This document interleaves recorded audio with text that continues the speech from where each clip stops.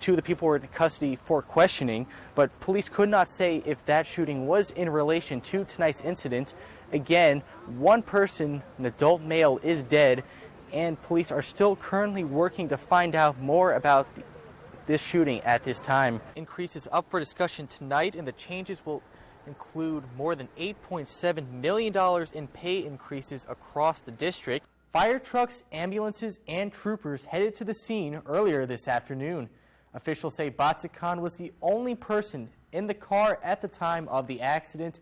The council also met to talk about proposed renovations to Douglas Park. The main improvements will include new shelters, new playground equipment, and a lighted skate park. Or even just looking at your phone while driving is amongst the most popular or common causes of distracted driving. Oh, okay. So when I put my right foot up, that'll be the triangle. Gretchen Mounty is one of 7 adults who have taken lessons through the City of Columbia's Bike Buddy program. The program's aimed at getting adults up on 2 wheels. But Mounty faces one other obstacle. She suffers from a rare hereditary condition which caused her to lose her sight when she was 23 years old. Mounty says she doesn't let her blindness get in the way of living a full life. I want to be able to participate in this world and have fun and have something else to do. I've been through a lot now. Since then, I've experienced a lot in life, and just it's like, yeah, I could do that. I've done all these different things, and why not? And what's the worst that could happen? Mounty says she also hopes to combat stereotypes she and other blind people face. I'm guessing people would be surprised a blind person could ride a bike. We can do everything that someone who can see can do. We just do it a little bit differently. Her teachers say they've taught Mounty no differently from other students. Well, she's picking up bicycling a lot faster, actually, than other students. I don't think she's any different than the students I've had. The only difference? Silsby's approach to his teaching. I couldn't demonstrate by having her view me or view obstacles.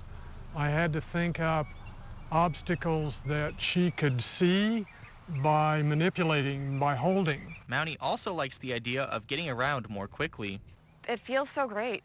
And you can go so much farther faster than if you're just walking, because I walk everywhere. But riding a bike, I don't know, it's really awesome. Alex Dostaler, KOMU 8 News, Columbia. Thank you for calling Joe. Find your sister. We want to help you. Ban-the-box laws are already in place for some Missouri cities, most notably Columbia and Kansas City. Both cities passed similar policies in 2014. Guy Hewlin is the Vice President of Job Finders Employment Services, which helps people find employment in Columbia, Jefferson City, and Mexico. Hewlin says he was surprised by the announcement. Here in Columbia, we're one of the only cities in the state to pass ban-the-box. And we really were not aware that this was on the agenda to be passed. However, we do understand that the hope is that those that have been incarcerated will have additional opportunities for employment. But he's optimistic it would help potential employees like Jeremy Smith, who was recently laid off from carpentry work and is a previously convicted felon. I think not having them know that kind of information right out in the beginning is probably beneficial to someone like me that is trying to do the right thing and find full-time work. Smith understands why some people might be hesitant to hire him, but he says he is making efforts to turn his life around. Specifically in my kind of case, I think it's a good thing, but I can also see how it would be non-beneficial to employers. So. While Hewlin says the order will be a positive thing for Missourians, there are still some unanswered questions.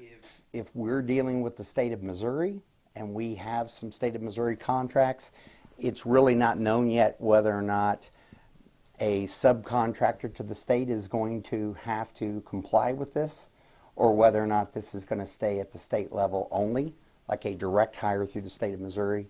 But I imagine this will be applied across the subcontractors, which is what job finders would be doing for the state of Missouri.